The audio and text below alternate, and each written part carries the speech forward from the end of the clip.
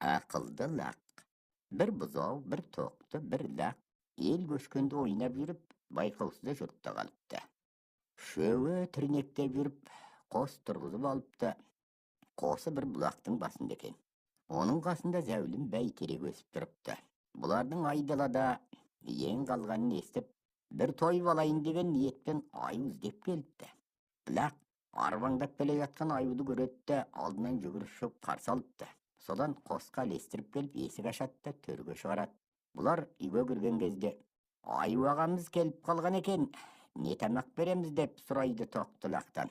Сонда лақ даусын көтеріңкіреп: басқа аюдың басын ас, соңғы аюдың төсін ас.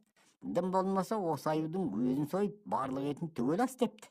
Оны естіп отырған аю, бұлар аюдың етін жейді екен ғой деп ойлап, орнынан атып тұрып, әй шайға қарамай тұра қашыпты. Зытып келе жатса, қарсы